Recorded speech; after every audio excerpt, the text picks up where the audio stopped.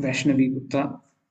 Uh, yes, Vaishnavi will be sharing with us what exactly she has been doing in terms of her uh, job, occupation, some interesting stuff. So hopefully we all learn something new and see how she's glorifying God with that area of her life.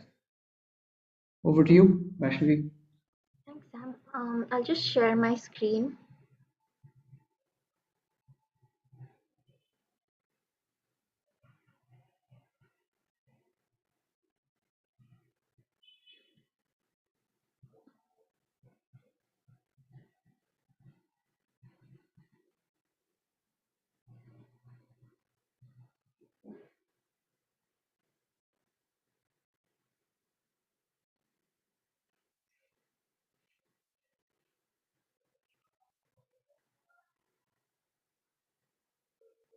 One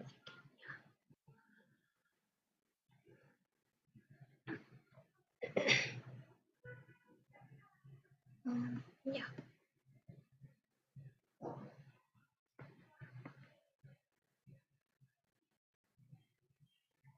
Are you all able to see the slide? Yes.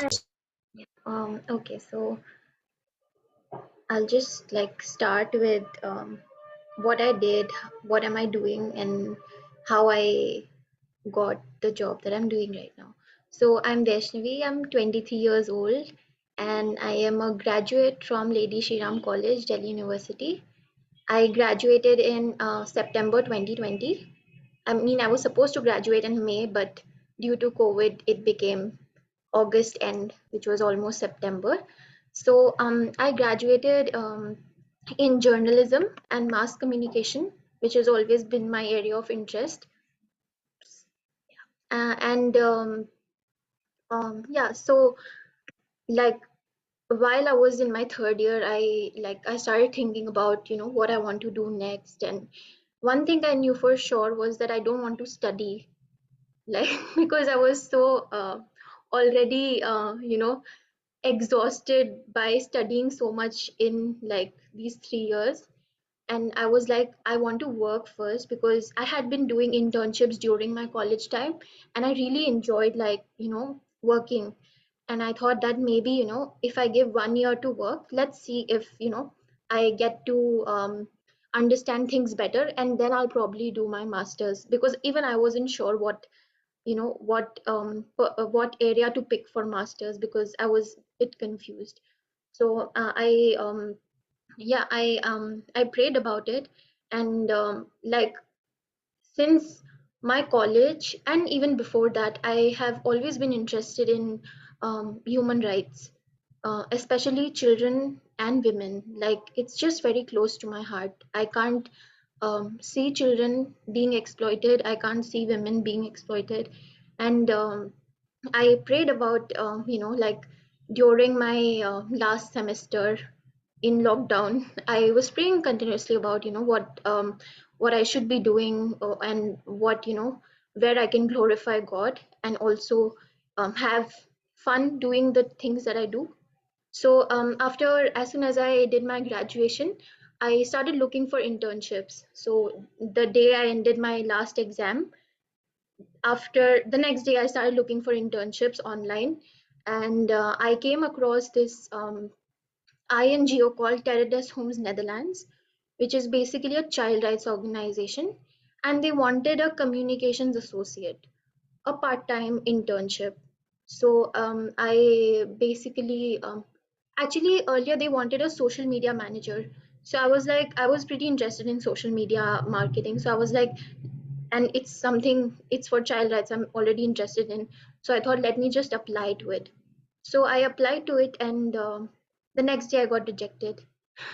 So so I was like, okay, like I prayed about it, and all this time I was praying, and I was very clear that even if I don't get into it, I'll not be bitter towards it, or I'll not be, I'll not be sad that, oh, I didn't get it. Like because I was praying that God, if it is really your will, if it is your door that is opening, then only open it. Otherwise, like, it's okay if it's closed also. But being a human, it actually hurt me that I got rejected in just few minutes. So I was like, okay, fine. Then I then after 7 days, I get a call from a person working in Teredes Home, Netherlands, and she told me that I went through your resume that you had applied, and though we've already taken a couple of people in, and there were 180 something applicants, so I was not so upset that I didn't get selected. I was like, okay, fine. And then she tells me that she went through it and she liked it, and if I'm still interested in that. So I was like, sure, I'll I'm still interested. And then I had an interview and they asked me things and I got selected, and I started working as a communications associate there. And there, initially my job only, like my internship only required me to make social media content and write like one article per month, like that, for the website. Then I continued working in it, and after 3 4 months, I like, from social media manager, I became communications associate. So my work now became more about writing more articles, creating more editing videos, doing all the media stuff basically. And then in June, they promoted me to be the creative communications associate. So like all the creative part of the whole organization, they gave it to me. So it includes creating IEC materials. It includes IEC material is basically information, education, communication materials that are used to create awareness. So, for example, right now we have a pandemic, COVID-19. So, the materials that I create are meant for people in villages and rural areas. Through the materials, they'll get to know what COVID protocols are and why vaccine is important. Like, we have certain areas. So, we make IEC materials for those specific areas. Then my work included making promotional films about the children. So the work includes it's an organization working for child rights, and the whole idea of it is to empower children to be the change agents, which means that children who are exploited in child labor, children who are part of the Devdasi system. I'm not sure if some of you know what Devdasi system is. It's basically, okay, yeah. So It's a and please share for our listeners. Please let Okay. us know the details. Yeah.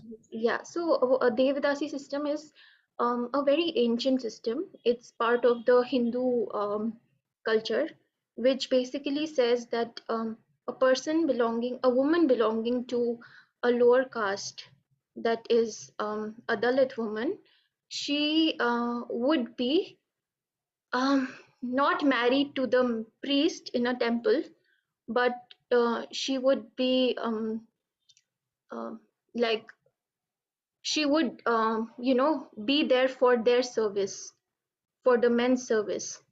And so basically these Devdasi do not have an identity because first they're not married, second they end up having children, those children don't have a father, and those children also become victims of the Devdasi system because they're the children of Devdasi. So even if a child wants to get out of the Devdasi system, it becomes very difficult for that child because it's a trap. Once you're a Devdasi, it's almost, it's difficult to get out of that system. And of course, we know in our country how people from lower castes are treated. So it all adds up to that. And yeah, and the third intervention is child marriage. So what we do is we empower the children in such a way that they themselves fight their battles. We um, you know we make them the change agents. So through different interventions, they become the change makers and they start bringing the change in the community. And there are number of testimonials on how little children who were once exploited in child labor, who were once part of the Dasi system, who are victims of child marriage, they are now standing up for the issues and they're ensuring that it doesn't happen and doesn't continue. So yeah, that's our work, and we do that through education, of course, through social protection, through gender, through sexual and reproductive rights, through vocational training, and through Bal Manch meetings and through Kishori group meetings. So Bal Manch is basically where children from 10 to 18 years, they come together, they spread awareness through interactive ways. Like they'll do a Nukkad villagers in Jharkhand that child labor is such a problem. So so it's three projects basically. One is called the Mica project, that is dealing with the children exploited in child labor, working in mica mines.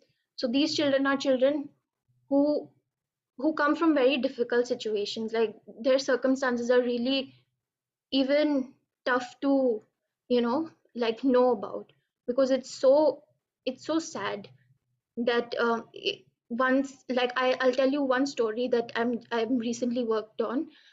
So there's a child, and his father passed away in during COVID time.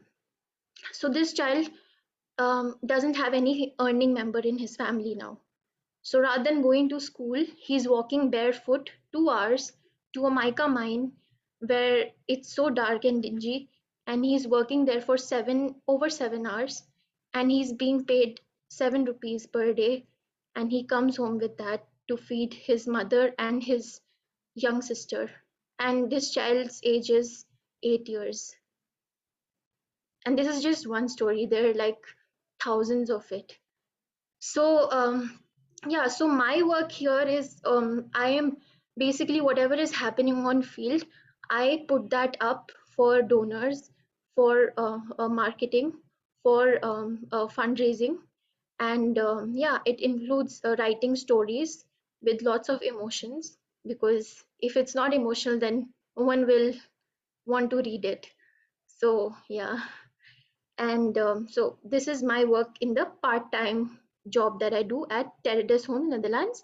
It's a 4 hour per day affair. Yeah. And like I forgot to share before, but like now I want to share why I do what I do, because like I think it's part of my testimony that like I wasn't shaped like this since childhood. Like I really didn't think that I'll be someone who would go in human rights or work for the development sector. It just happened with like me coming in belief, also like me getting to know about Jesus.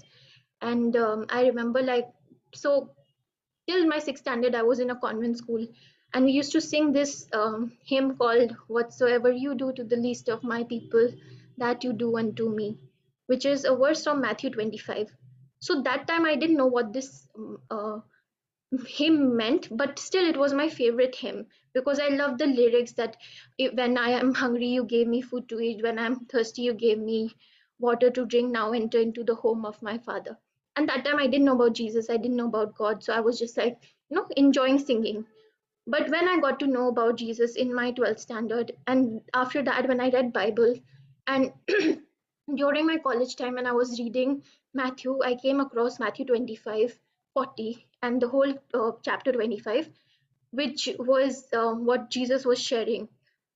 And it's a verse that whatever you do to the least of my people, he was sharing how compassionate, mercy, kindness is required from believers. And whatever we're doing to the least of the people who are downtrodden, who are looked down upon, we're actually doing for him.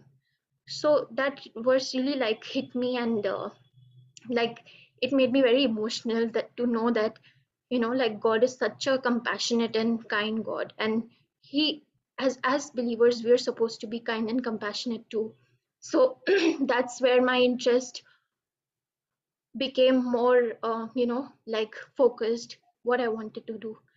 And then I've been working in Teredos homes for 1 year now.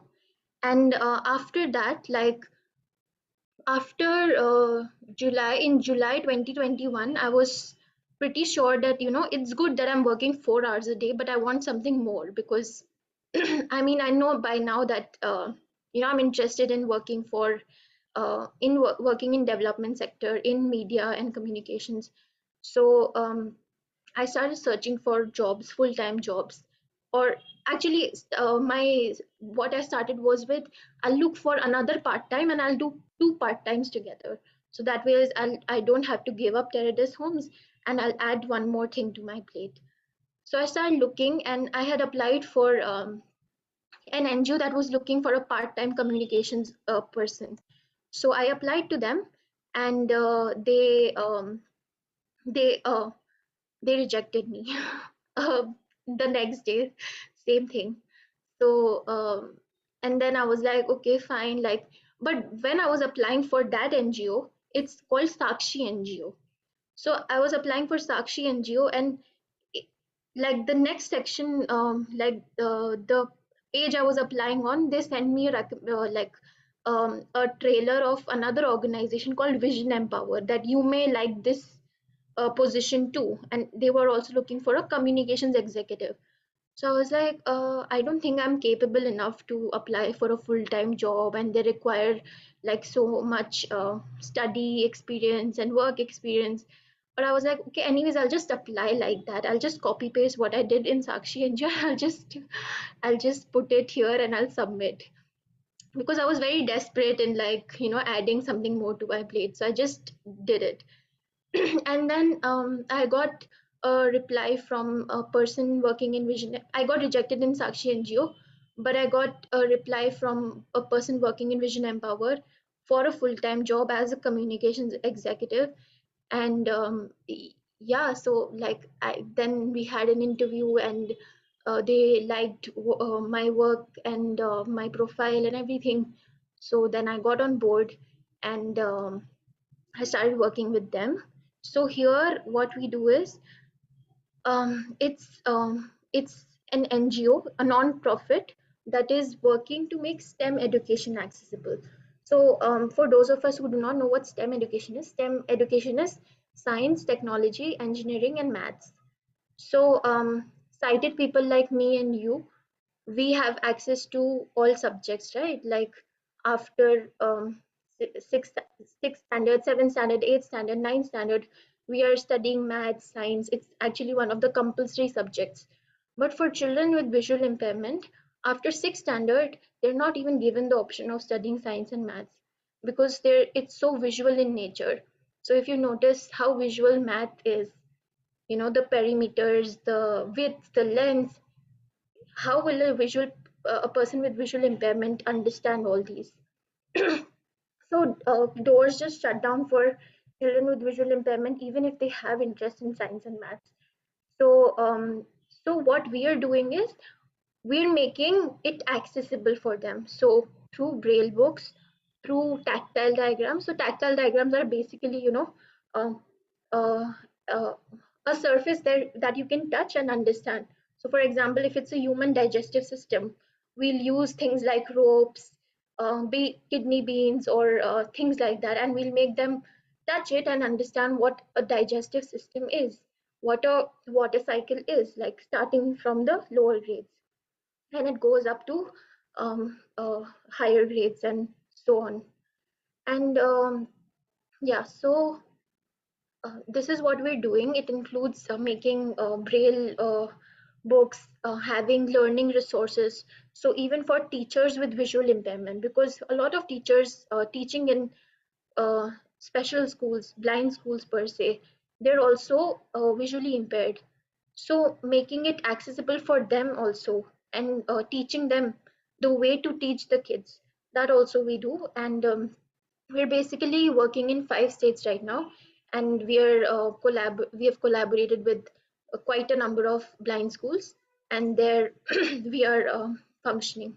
So my work here includes managing all the communications and media work for donor raising, fundraising, for video editing or making films or publishing articles or so we have a lot of partners as well, like Wipro Foundation and Microsoft. So they require a lot of things from us also in terms of communication materials and media materials to know what we are working on. So my job is to provide them with that, handle the social media, also arranging for discussions that would help in spreading awareness about the cause. And yeah, so that's the thing. And that is what I'm working as a communications executive, and I'm continuing my work in um, Teredas Homes as a creative communications associate. So yeah, and doing two jobs is not easy, but I think again, like it's really God's strength that pushes me further to do what He has planned for me to do. And it's literally like I'm so emotionally attached to my work that I feel incomplete if I'm not working, because it's so enriching to to um, to play a part in those children's stories, to play a part in um, putting these stories out that deserve putting these stories of children that deserve education, that deserve security, that do not deserve exploitation. And like it's literally like a mini ministry through media and communications that God has blessed me with. So I'm really grateful. Yeah, that's what I do. Okay, I'll just stop sharing. Thank you, Vaishnavi. That was really well thought out and really insightful into what you're doing. And thank you for connecting it with your own life. What led you to those decisions? So yeah, Pastor Noel, should we Yeah. stop recording now? No, because I want to keep on asking some questions Okay. about the work. Yeah. Uh, yeah, the point of this is to inspire our people and to inform them about not only the work available, but the ministries that are there. You know what I mean? These are ministries helping people, helping children. So in that context, we want to continue, and I want to ask you some questions, and I'll open this up to everybody also from two angles. One is, for example, when you say child marriage, right? Uh, Many times we think that it's kind of over in India, but it's obviously not over. It's still happening. So can you tell us something about that, and how does it happen? What is the ages? What is the result? And what sort of work are you exactly doing? In that way. Yeah. Thank you. Yes.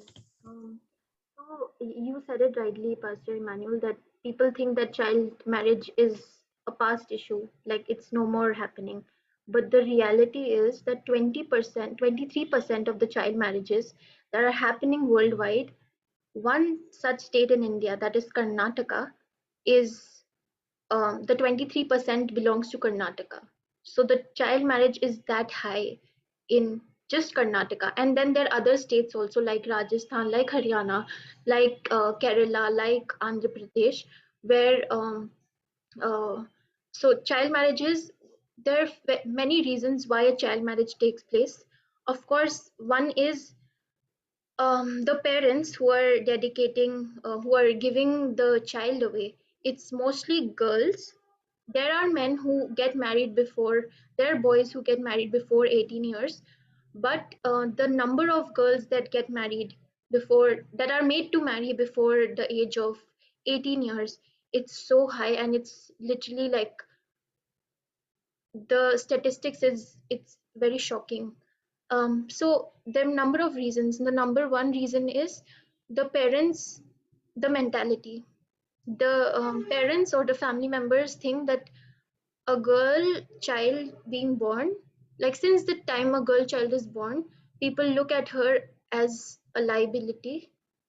But when a boy child is born, people look at him, like the parents and the family members look at him as an investment. Because what the rural or mentality, or even in urban areas, I might say, is that we if we spend too much money on her studies, if we spend too much money on giving her the right education, giving her exposure, she'll not give us anything back. she'll get married and she'll be going to her in-laws place and whatever. So there's no point putting that much, energy into a girl's education. Then the another thing is lack of funds. So some parents, even if they have the desire, to give a girl child as good exposure as they might give to a boy child, they do not have the funds because most of the people working in village areas, it's one member, working member, but the family is quite large. So to get away with, the burden, the additional burden, they fix marriages. And there are cases of literally like 5-year-old children, girl childs getting married to 35-year-old uncles, maternal uncles, like literally their mother's brother. So it's, yeah, and lack of education, lack of resources, lack of awareness in general. Like they think ladki, like I'll tell you in what rural terms, they say कि लड़की हाथ से निकल जाएगी अगर उसको ज़्यादा पढ़ा देंगे तो, which means that if you give enough education to a girl, she'll slip out of your hands. So that's the mindset. And of course, it's once a child marriage has taken place, it's a whole cycle of trauma. Because first of all, the child who's getting married, the girl child, she's getting married to probably someone very older to her. There's never a child marriage that doesn't involve physical abuse, sexual abuse, emotional abuse, um, like pressure from the in-laws, um, early childbirth, which ruins, their health. So, and then they're stuck in this cycle and they can't get out of it. So, So how are you guys helping your organization? yeah, so what we are doing is there are quite a number of organizations that are there to stop child marriages. We're not here to stop child marriages. I mean, we are stopping child marriages, but we're focusing more on the victims of child marriage. Those who are already married into child marriages, we are empowering those women, those girls. So we get to know that this is an early married girl. We call her an EMG. So an EMG, we get to know that this is an EMG. We will register her to our program. We will, give her education. In some cases, the EMGs, if they're not interested in education or they have done their education, we give them vocational skills training where we that helps them generate employment. We do family counseling where we involve their in-laws, their parents, the husband, and everyone else into the discussion of why child marriage is a problem and why together as a family we need to solve it. Because even if we just empower the girl, she'll be put back into that place because the family will not understand why she's doing what she's doing. So it's important to give awareness to them and make them part of the change making process. And then yeah, and in some cases, if we have widows, like child marriage widows, then we give them make them we avail government schemes for them, so they have support. And once we get to know that a child is still 16 years old or not yet 18, now it's 21, I think. Yeah, so we make a consent form, sign it, make it signed from the parents of the boy and the girl, that the girl will not go into the house to live with the in-laws and the husband until she's 18 years, because that's against law. So that's the process that we follow. Okay, right. Um, I would like to open the house to any more questions from our members. But before that, also one more question from my side is how can the average, church member, the youth, help in what you're doing? Yeah. Yeah. think yeah, there are a couple of things that a young person, like a church-going young person, can do. The first thing is, like spread awareness and also talk to people. We, there, like one thing that I learned from my work is that there are victims of, like there are children being exploited near me. There are women being exploited near me. So if I get to have a conversation with them, just have conversation, there are helpers coming in my place. So if I talk to them, Didi, when were you married? When did you have your first child? What was the situation? Why did you get married at this age? Just getting to know their story. And then also understanding that, like, we're not just here to, like, that their issues is their issues, my issues is my issue. If that is the mentality, then we'll never be able to make a change.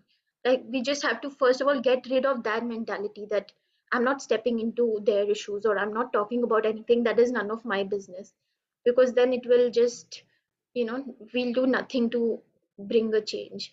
So, and also as a young person, we can start spreading awareness, talk to people, and we can also, for those of us who are earning, or we can contribute small amounts, or how much ever our pocket allows, to these causes.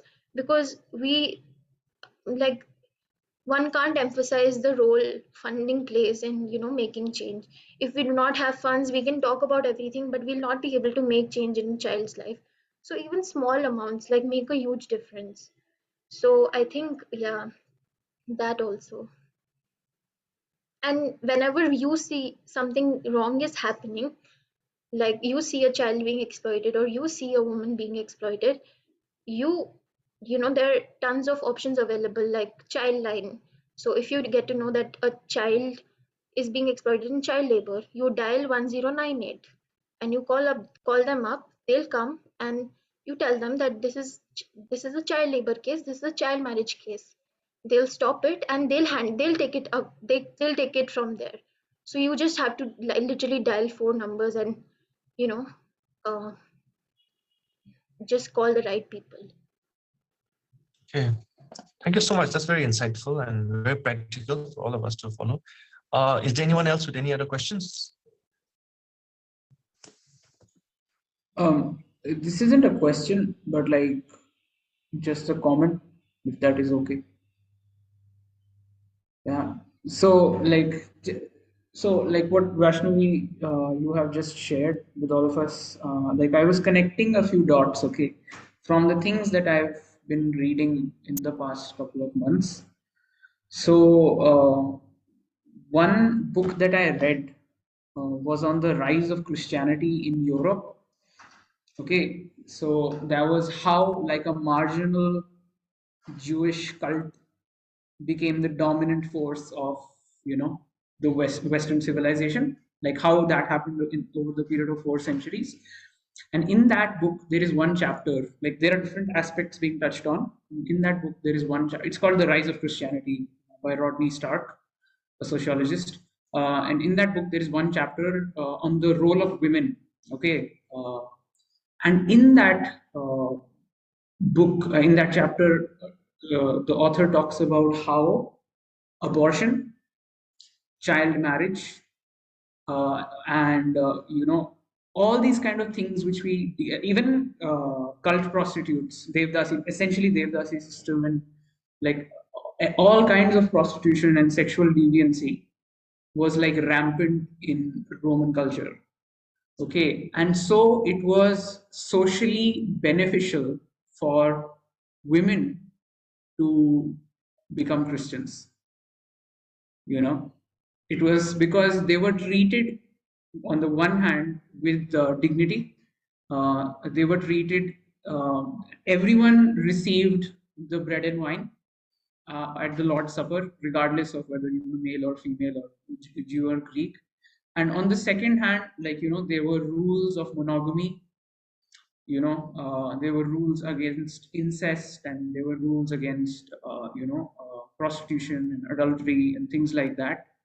And so it was actually even women who were traumatized by such things since their childhood realized what a culture was being formed in the Christian subsection of the Roman society. And so women really were attracted to Christianity. And this is like something that like it hit me there, and it's like everywhere. It's not just like first century Rome. This is like everywhere. And so this is what God does. He liberates. So that's one thing that I was thinking of. The other is a book that I read on the work of this gentleman called William Carey.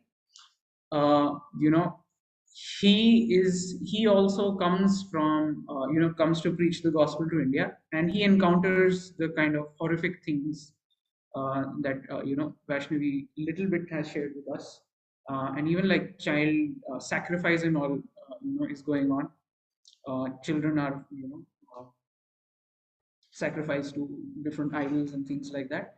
And so he, as Vaishnavi said, he speaks up. He's not like, oh, I'm here to preach the gospel, let me not address these things. He straight up sati, right? Even sati, which is also prevalent today, like he starts acting against them. So like one thing that I was thinking, looking back and thinking, is like as Vaishnavi was sharing, is look at this. This is the legacy of William Carey, actually. So this institution in the Netherlands, I'm pretty sure it's like a secular thing, but no one in the history of the world ever does anything like this. you know there is no movement that says, okay, we are going to meddle into other people's business and rescue children, right? This is like a fruit of the gospel, actually. And like as Vaishnavi, you rightly put it, now, like we really need to come out of this key. Oh, my issues are my issues, and their issues are their issues. And like the Christian baptized version of this is, I am here to just preach the gospel. So like we can use preaching of the gospel as an excuse for evil outside, right? And like just in that context, if I may read from Ephesians 5, like, and this is like directly application we each of us can take. So this is Ephesians 5.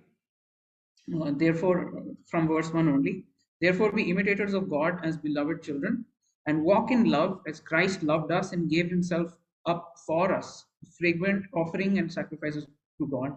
But sexual immorality and all impurity or covetousness must not even be named among you, as is proper amongst saints. Let there be no filthiness, nor foolish talk, nor crude joking, which are out of place, but instead let there be thanksgiving.